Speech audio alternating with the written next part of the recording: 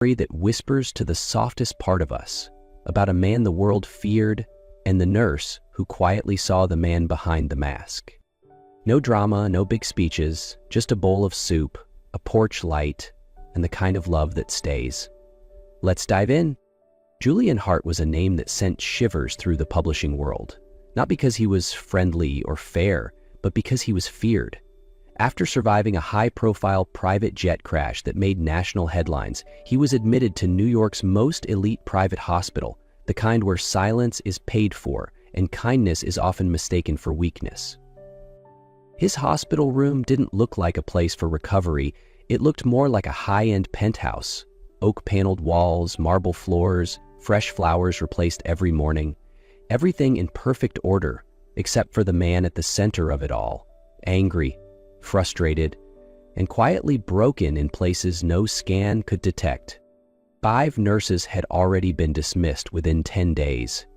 Each left with the same conclusion. He doesn't need care, he just needs someone to unload his fury on. But on the 11th morning, a young nurse from Maine walked in, calm, unshaken, unwilling to flinch or flee. Her name was Clara Evans. Julian didn't bother to look up when Clara entered. His voice sliced through the room, dry and sharp like cracking glass. "I don't need anyone here. Get out." No shouting, no rage, but the words struck like a gavel in a silent courtroom. Clara didn't move. No fluster, no hesitation. She calmly placed the tray of medical tools on the table, as if the hostility meant nothing. Then, after a beat of silence, she asked, softly, clearly, "Can you reach the wounds on your back by yourself?" Her words landed like silk and stung like truth. Julian finally looked up. Really looked. Her gaze held no fear, no challenge, just a calm so unnerving it stripped him of power, as if she didn't see the media tycoon, just a man in need of care. He scoffed. "Do you even know who I am?" Clara smiled. No nod, no denial. "I know you're not a superhero. Your spine fractured like anyone else's. Yesterday's incision needs dressing. Unless you'd prefer ICU for infection." The air grew thick. Julian said nothing, but for the first time, he didn't ask her to leave. Clara pulled a chair closer and snapped on her gloves. "I'll stay silent if you want, but I'm here to do my job, and you need care, even if you hate that truth." No debate, no dominance, just truth. Spoken gently enough to make silence feel like surrender. Clara returned the next morning, her steps soft, her hands steady, the tray of medical tools balanced effortlessly in her grip. No one summoned her. No one stopped her. The door to room 807, the hospital's crown jewel, remained slightly ajar, like it had been waiting for her all along. She came again the next day, and the next. No announcements, no permission, just presence. Julian never told her to stay, but he no longer told her to leave. Between them formed a quiet treaty. No negotiations, no promises, just the simple shared understanding of 2 people existing in the same space, one healing from broken bones, the other from something more invisible. Clara didn't ask questions. She never brought up the crash, the headlines, or the rumors. Julian didn't ask about her hometown, her reasons for choosing nursing, or why her eyes looked older than her age. There were no stories traded, no pasts unpacked. Only tasks performed with quiet precision. The silence between them was not empty. It was weighty, dense, like the hush before snowfall or the thick stillness of a frozen lake, where everything seems calm, but beneath, everything is shifting. Julian remained distant, his tone clipped, responses minimal. But slowly, almost imperceptibly, something began to change. His shoulders seemed less tense when she entered. He stopped turning his face away when she changed his dressings. And once, only once, he asked if the antiseptic could be warmed before she applied it. That was all, but it was a crack. Clara said little, yet she brought a kind of quiet that made even the monitors in the room seem to beep more gently. She didn't fill the silence, she gave it shape. She didn't make herself invisible, but neither did she demand attention. Julian noticed things he'd never noticed before. The way she always tested the water temperature before touching his skin. How she kept a spare thermometer in her pocket, not because protocol required it, but because she'd once had to wait for a replacement, and that made her patient wait too. How her hands worked gently, but her eyes never drifted. Always focused, always grounded. But most of all, he noticed her gaze. It didn't say, "I pity you." It didn't say, "I'm doing my job." It simply said, "I see you." And in that gaze, Julian found something unfamiliar, the absence of judgment. They never spoke of connection, never acknowledged the invisible thread forming between them, but both felt it. Not love, not yet, but something that hummed softly beneath the surface, like a truth waiting to be spoken. One afternoon, as Clara walked out, Julian found himself turning his head, just slightly, just enough to watch her leave. He didn't know why he did it. He only knew that for the first time in years, he was afraid of something simple, that tomorrow she might not come back. That afternoon, the sky was thick with clouds, pressed against the hospital windows like a warning. But the storm didn't come from the sky. It came from the heart of a woman who had been quiet for far too long. Julian sat at the edge of the bed, draped in his gray patient gown, eyes locked on his tablet screen, pretending to follow market headlines, pretending they mattered more than the growing emptiness inside him. Clara entered with a tray of bandages, her steps as calm as ever. He didn't look up, but his voice cut sharp and cold. "Don't make it hurt like last time. You know I hate the feeling of skin being pulled open." Clara said nothing, calmly pulling on her gloves. Julian kept going, his words sharper now, designed to wound. "I've hired the best in the world for this. Compared to them, you're more intern than nurse." And that's when the storm truly hit. Clara looked up. Her voice wasn't soft anymore. It carried a different weight, dignity and exhaustion wrapped into one. "You can fire me, call the manager, I'll walk out right now, but don't you ever mistake someone's kindness for something you can buy or dismiss." Julian was silent, thrown off, but she wasn't finished. "I'm not here to save you. I'm just doing what a human being ought to do, offering the bare minimum of decency we owe one another, and if you think that's weakness, then you've understood nothing about strength." Silence fell. Only the soft hum of the air purifier remained. And Julian, for the first time, lowered his head, not because he lost, but because he finally understood she had never been playing his game at all. Clara didn't come back that night, and Julian tried to convince himself it meant nothing, maybe a shift change, maybe staff rotation, nothing worth dwelling on. He had replaced hundreds of employees in his company without blinking, removed names from payroll like deleting files. But when he woke the next morning with a strange heaviness across his chest, he knew this was different. The knock came at exactly 7:45, no soft voice asking, "May I come in?" Just the rattling wheels of a medical cart and a tired woman's voice. "Good morning, Mr. Hart. I'm Nurse Helen. I'll be covering your morning shift." No smile, no careful glance, no gentle small talk, just quick, efficient movements, cold and practiced, like wiping down a surface, not tending to a person. Julian lay still, eyes open but unfocused, and in the fog of his mind, an old, buried thought surfaced. "I need her to come back."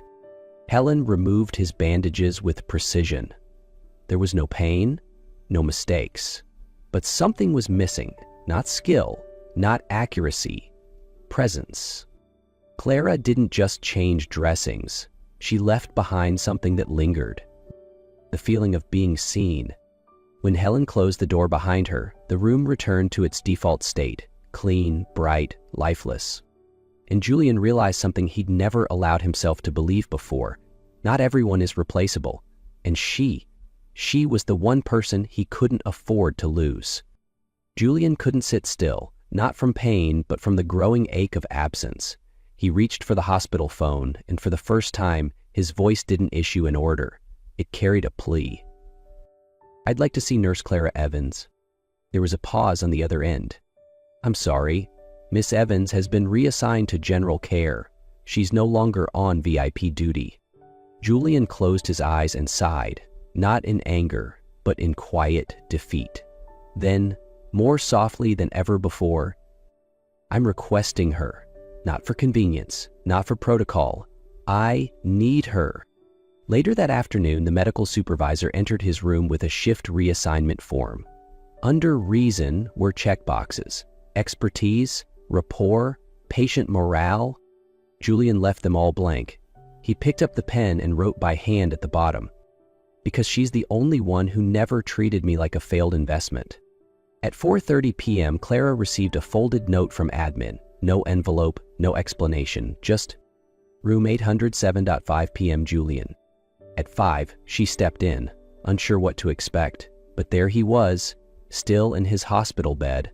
No guards, no assistants, just a man, learning how to be honest. Julian met her eyes. His voice wasn't sharp this time. "You once said I could fire you, but now all I want is not to lose you." Clara didn't move. The world fell quiet. For a moment there was no nurse, no patient, no walls, no war. Just one man offering the only thing he had left. "If you come back, I promise I'll learn how to be someone worth staying for." A week later, the wounds on Julian's back had started to heal, but what was happening inside him, the parts no scan could capture, had only just begun. Clara returned to room 807 like she had never left, but something was different. Not with her, with him. Julian no longer stared blankly at the ceiling. When she walked in, he looked up. And for the first time, he said, "Good morning." 3 simple words, but to Clara, they weighed more than any expensive gift. The atmosphere in the room had shifted. The silences between them were no longer brittle. They had softened, become breathable. Julian didn't suddenly turn warm, but he started asking small questions. "Did you get lunch? How was the night shift? Do you like working here?" And most importantly, he listened when she answered. 3 weeks, Julian could finally stand on his own, with help from a walker and more determination than pride. His doctors called it impressive recovery. Then, one afternoon, as autumn leaves began drifting past the hospital windows, the ground floor rec room, usually dim and empty, glowed with soft light. The ground floor rec room, usually empty, had been quietly rearranged. Soft lighting, a long table with the white cloth, a few trays of cookies and juice. Nothing grand. But at the center stood a handwritten card. A small gathering in gratitude for the medical team who cared for Julian Hart. At first, no one believed it. "He invited us? What's the catch?" But curiosity won. Slowly, one by one, night shift nurses, residents, technicians, they came. The room held a breath, unsure of what would happen next. Julian stood at the head of the table. No assistant, no speechwriter, just him. He looked around the room, then said in a voice that didn't try to impress, only to be understood, "I used to think I didn't need anyone, that if I paid people on time, I owed them nothing more." He paused, took a breath. "I was wrong, and I learned that from one person in this room." Every eye turned to Clara. She stood near the back, her shift notebook still in hand, but for the first time, her eyes weren't guarded, just quietly watching. Julian found her gaze and simply nodded. No applause followed, no dramatic ending, but in that moment, something permanent shifted in the air. Because if Julian Hart could say those words out loud, then maybe no one was beyond change. A few quiet weeks after that afternoon of gratitude, Clara left the hospital. No grand goodbye, she moved to a small riverside town, where no one knew she once cared for one of the most powerful men in America. On a still Sunday afternoon, as she folded blankets on her porch, she heard a car pull up. She looked up. Julian stepped out, not as Mr. Hart, but as himself. He carried a bouquet of wildflowers in a small paper bag. He stood at the white wooden gate, eyes uncertain but clear. "Last time you took care of me. Today I came to ask, if someday you're tired, would you let me take care of you?" No rehearsed speech, no grand gesture. Just a bowl of soup he had made with care, and a handful of honest flowers. Clara looked at him. A pause. Then she walked to the front door, opened it slowly, smiled softly, and said, "Come in." Julian didn't return to New York after that afternoon. He didn't go back to the high-rise office. He didn't continue managing the publishing empire that bore his name. He handed over the CEO position, sold his shares, and chose what he once believed was weakness: peace. 1 month later, Clara discovered that the house next to hers, a small place with a wooden porch and bougainvillea vines, had been rented. The next morning, she saw him. No expensive suits, just a man in a rolled-up shirt trying to fix a porch swing. When their eyes met across the white fence, he smiled, the most genuine smile she had ever seen from him. "I won't bother you," Julian said. "I just thought being a neighbor is better than waiting to be invited in." From that day on, every Sunday morning, Julian knocked on her door with something homemade: a clumsy apple pie, a pot of warm soup, or sometimes just coffee and 2 porcelain cups. He didn't rush. He didn't speak of coming back. He was simply there by the fence, between little conversations and quiet smiles. Clara gradually got used to the regular knocking, to the way he asked, "Did you like this?" to the way he looked at her. Not hurried, not possessive, just someone learning how to love the right way. Summer passed, then fall, and on an early winter morning when the first snow had just dusted the porch, Julian didn't knock. He waited for her to open the door. In his hands wasn't a tray of food, but a small, dark, wooden box. "I've spent my whole life in luxurious rooms, but nowhere has ever felt like home," he said. He opened the box. Inside was a simple silver ring. Underneath it, a small note written in his slanted handwriting. "Would you be my home?" Clara looked at him for a long time. No tears, no rush. She just stepped down the wooden steps, took his hand, and nodded. They held their wedding the following spring, right in the backyard of that small house. No famous guests, no press. Just a few neighbors, some old friends from the hospital, and the sound of birdsong among blooming branches. Clara wore a simple white dress. Julian wore an apron instead of a suit. He baked the wedding cake himself, following a recipe he had practiced over and over. She picked flowers from the vine by the porch. No one made long speeches, but as they stood hand in hand under the bougainvillea, everyone understood. This wasn't just a promise. It was the end of a journey and the beginning of something truly worthy of being called love. Not every love begins with fireworks. Sometimes it starts with silence and grows in the space between 2 hearts learning to heal. If this story touched something in you, give it a like, hit subscribe, and share it with someone who believes in quiet love.